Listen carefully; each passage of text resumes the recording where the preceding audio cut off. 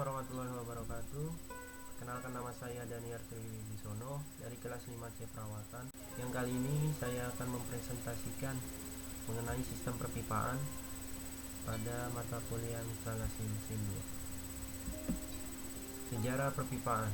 Perpipaan pertama kali digunakan oleh masyarakat Cina yang digunakan untuk mengalirkan air ke pertanian pada masa sekitar 3000 tahun sebelum Masehi. Dalam sebuah penelitian arkeologis, pipa dengan flange ditemukan sekitar tahun 2700 sebelum Masehi. Peradaban di Mesir dan Aztec yang membuat pipa dari bahan lempeng yang dibentuk silindris dan dibakar.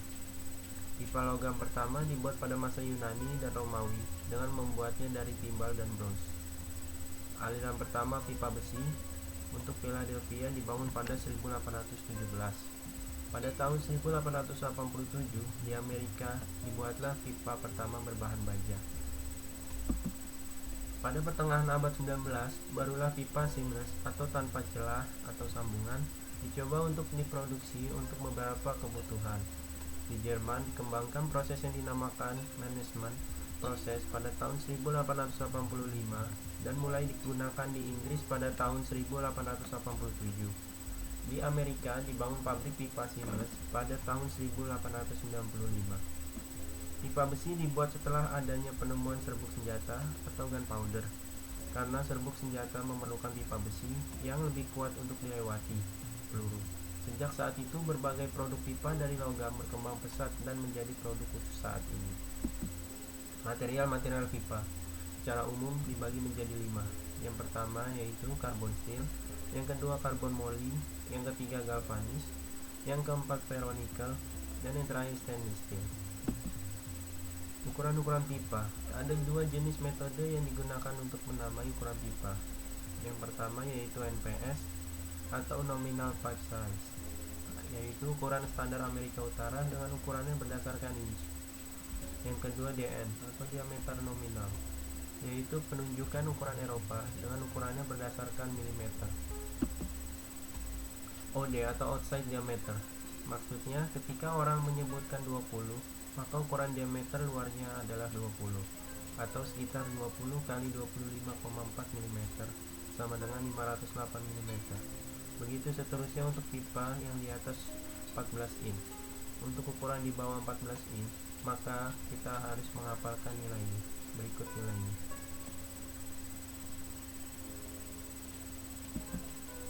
Selanjutnya perbedaan NPS dan OD. Perbedaan antara NPS dengan OD dimulai dari pipa ukuran NPS per 4 sampai dengan ukuran NPS 12. Sedangkan untuk pipa dengan NPS di atas 12 inci, maka NPS yang ditunjukkan sesuai dengan OD dari pipa tersebut. Selanjutnya pipa schedule. Jika diameter luarnya atau OD telah diketahui, terdapat thickness atau ketebalan yang juga menunjukkan ukuran pipa. Dalam sebuah pipa, ketebalan pipa atau wall thickness dikenal dengan sebutan schedule, yang biasanya disingkat dengan FCH. Berikut gambar dari outside diameter. Pada awalnya, ketebalan pipa hanya ada 3 kelompok. Yang pertama standar, yang kedua extra strong atau XS, yang ketiga double extra strong atau XXS. Berikut perbedaan gambarnya. Selanjutnya berikut tabel dari pipa schedule dan berdasarkan ukuran-ukurannya.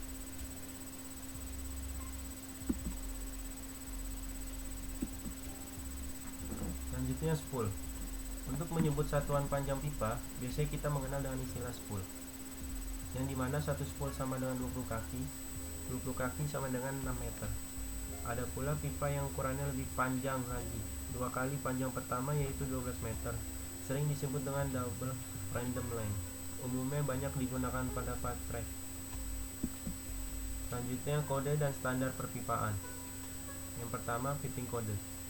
Kode piping mendefinisikan persyaratan desain, fabrikasi, penggunaan bahan, tes dan pemeriksaan pipa dan sistem perpipaan. Sebuah kode memiliki yurisdiksi yang terbatas didefinisikan oleh kode. Selanjutnya piping standar.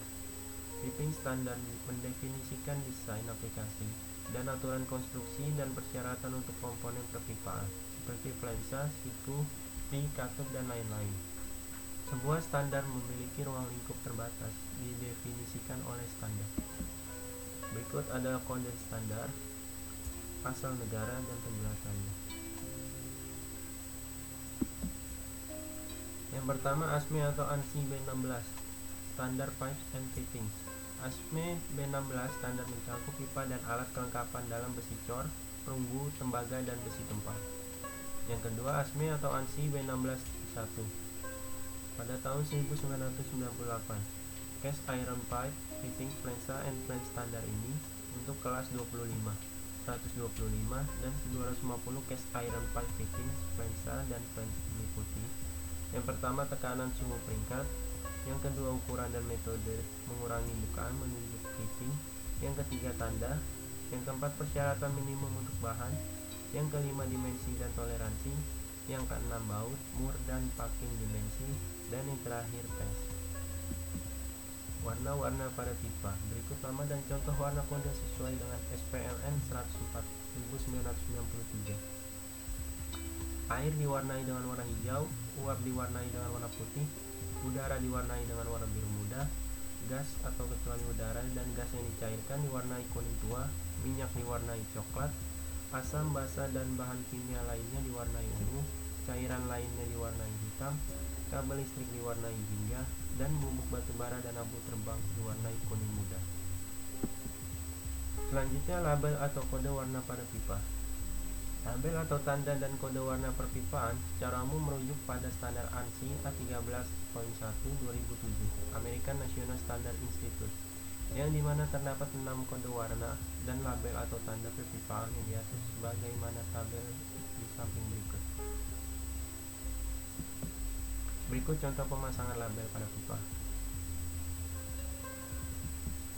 Selanjutnya yaitu komponen sistem pada perpipaan. Yang pertama, pipa dibagi berdasarkan jenis materialnya. Yang pertama, pipa GIP, yaitu galvanized iron pipe. Berikut contoh gambarnya.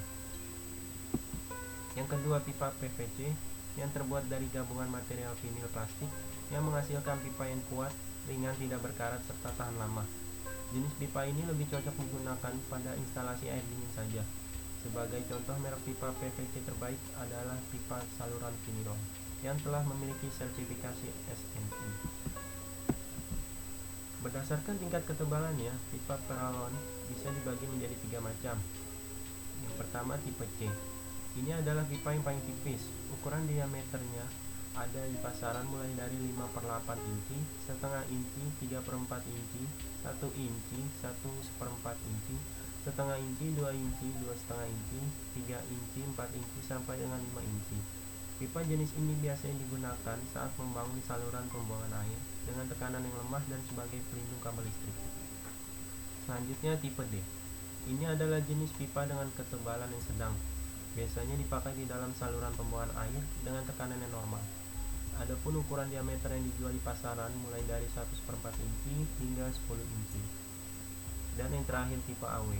Ini adalah pipa PVC yang ukurannya paling tebal. Ukuran diameternya mulai dari setengah inci sampai dengan 1 inci. Adapun kegunaan dari pipa AW ini diperlukan saat membangun saluran air yang bertekanan tinggi, seperti saluran pompa air tanah. Selanjutnya, pipa HDPE. Pipa HDPE atau High Density Polyethylene adalah pipa yang terbuat dari bahan polyethylene yang mempunyai kepadatan tinggi sehingga jenis pipa HDPE ini dapat menahan daya tekan yang lebih tinggi. Adapun karakteristik pipa HDPE ini yaitu kuat, lentur atau fleksibel, dan tahan terhadap bahan kimia. Pipa ini memiliki satuan ukuran tersendiri, yaitu SDR atau Standard Dimension Ratio. Satuan tersebut berguna sebagai standar pengukuran tebal dan diameter OD pipa. Rumusnya yaitu diameter pipa OD dibagi dengan tebal pipa, yang nantinya akan menghasilkan SDR. Contohnya, jika OD 300 mm dan tebal pipa 15 mm, maka SDR-nya yaitu 20. Berikut lambang untuk pipa HDPE. Selanjutnya, pipa baja. Proses pembuatan secara umum ada 3 metode pembuatan pipa baja karbon. Yang pertama, seamless pipe, yang kedua, butt welded pipe, dan yang terakhir, spiral welded pipe.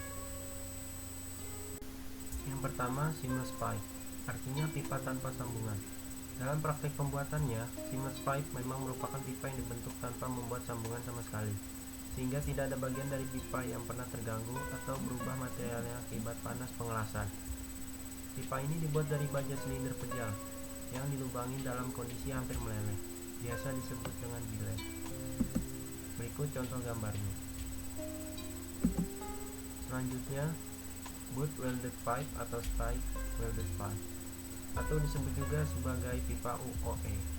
Bahan baku pembuatan pipa ini adalah plat baja dengan bentuk profil strip. Plat baja tersebut dibentuk menjadi pipa dengan melengkungkan pipa tersebut ke arah sumbu pendeknya dengan roll pembentuk atau shaper roll, sehingga membentuk sebuah pipa. Setelah pertemuan kedua sisi plat strip tersebut, kemudian dilas memanjang sehingga membentuk sebuah pipa tanpa celah. Berikut ada contoh gambarnya. Dan yang terakhir, spiral welded pipe. Seperti namanya, adalah pipa baja las yang memiliki alur pengelasan peluru panjang dalam bentuk spiral. Pada masa lalu, karena metode pembuatan spiral pipa dilas hanya diperuntukkan untuk pipa tekanan rendah dan aplikasi struktural saja. Pipa spiral yang serbaguna ini populer di berbagai aplikasi di kalangan industri minyak dan gas, konstruksi bangunan, dan sistem distribusi liquid atau cairan. Berikut ada contoh gambarnya. Sekian presentasi dari saya, kurang lebihnya mohon maaf. Wabillahi taufiq wal hidayah. Wassalamualaikum warahmatullahi wabarakatuh.